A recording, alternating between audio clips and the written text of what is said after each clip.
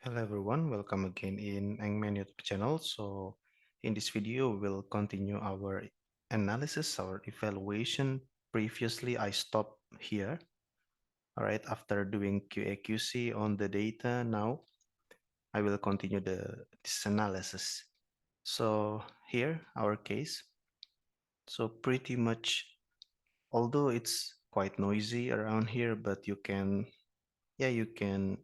feel that there is, of course, radial flow here. So we can put our horizontal line somewhere here. And you can see the permeability value will be changed. As I move the lines up, permeability will be decreased. And if I move this line down, the permeability will increase. Okay, that's how we use the diagnostic tool to obtain the value.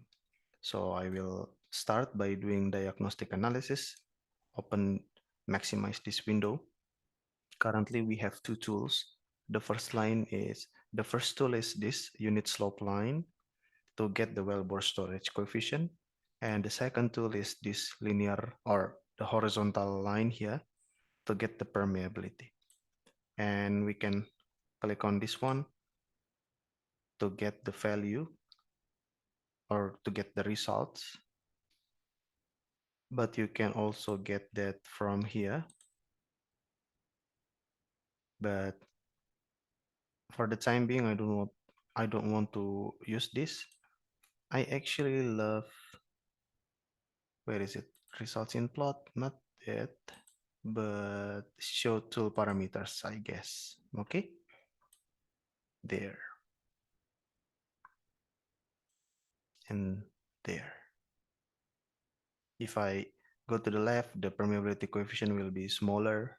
Okay, I mean the wellbore coefficient will be smaller. I will put it here. But as all my wells that I have evaluated previously, this well also is a limited entry well. Okay, I have a thick reservoir, but I only perforate a fraction of the thickness of the reservoir. So I'm going to use the third tool.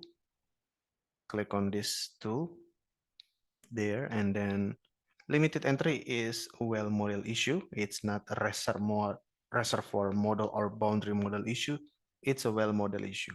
So click on this limited entry and click on OK.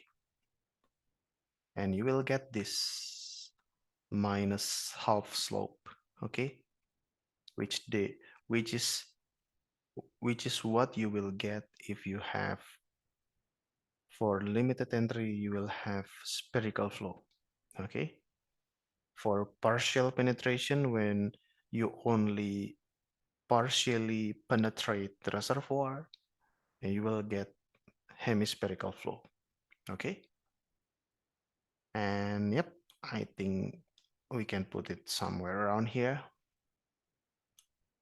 okay?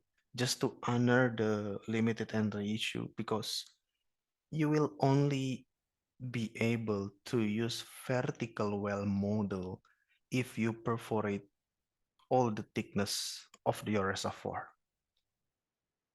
Okay, if you perforate all the thickness of your reservoir, in that case only you can use, the vertical well model.